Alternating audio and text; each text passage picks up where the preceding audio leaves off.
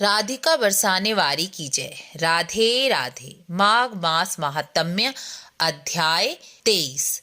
23वें अध्याय में ऋषि लोमश जी कहते हैं, हे ब्राह्मण, अब मैं आपको एक पिशाच मोचन इतिहास सुनाता हूँ।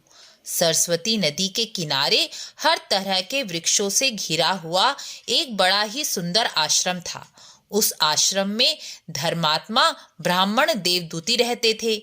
उन्हें भगवान लक्ष्मीपति से वर मिला हुआ था।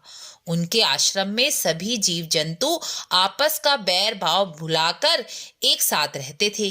वह महात्मा वन के फलों को खाकर आनंद से जीवन बिताते थे। उन ब्राह्मण के बहुत से नियम थे। वह तपस्वी ग्रीष्म ऋतु में सूर्य की तरफ मुख कर कर तप करते थे।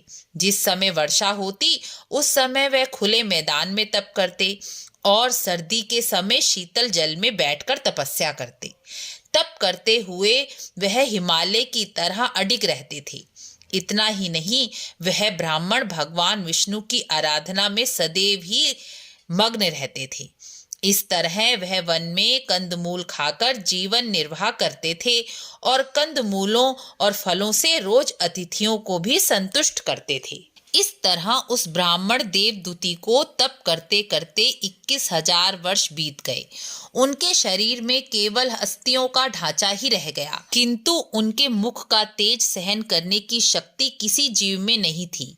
उनका सबसे बड़ा नियम था कि वह रोज महकते हुए 1,000 फूलों से भगवान विष्णु का स्तोत्र पढ़कर भगवान विष्णु की पूजा करते थे। एक दिन बैसाख की एकादशी को मन से मग्न होकर भगवान विष्णु का वह स्तोत्र पूजा कर रहे थे।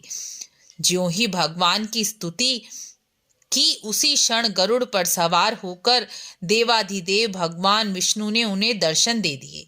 जिस समय उस महात्मा ने अपने सामने साक्षात लक्ष्मीपति को शंख चक्र गदा पद्म और वैजंती माला धारण किए देखा तो थोड़ी देर तक भगवान के स्वरूप को टकटकी लगाए देखते ही रह गए।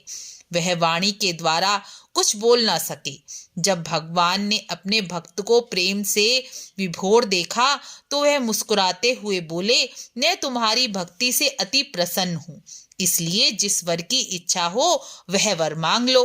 भगवान के वचन सुनकर महात्मा कहते हैं, हे अंतर्यामी, ब्रह्मा आदि देवता सिद्ध महात्मा सब आपके दर्शन की अभिलाषा करते हैं, क्योंकि आपके दर्शन होते ही तीनों लोकों के उत्तम फलों की प्राप्ति हो जाती है।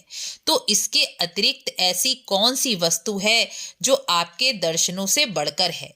बस मेरी यही इच्छा है कि मैं समस्त सांसारिक माया मोह से अलग होकर आपकी भक्ति में ही मन लगाता हुआ आपके ध्यान में मग्न रहूं। हे ब्राह्मण, वेद निधि के ऐसे प्रेम भरे धर्मपूर्ण वचन सुनकर भगवान बोले, ऐसा ही होगा। तुम्हें मेरी अचल भक्ति प्राप्त होगी। तुम्हारी भक्ति तप में कोई विघ्न उत्पन्न नहीं होगा और जो तुम्हारी बनाई स्तुति से मेरा ध्यान करेगा वह सभी पापों तापों से छूटकर मेरे परम धाम को प्राप्त हो जाएगा। यह कहकर भगवान अंतर्ध्यान हो गए। इस प्रकार 23वां अध्याय पूर्ण हुआ। वीडियो को लाइक शेयर अवश्य करें। मिलते हैं अगली वीडियो में। राधे राधे।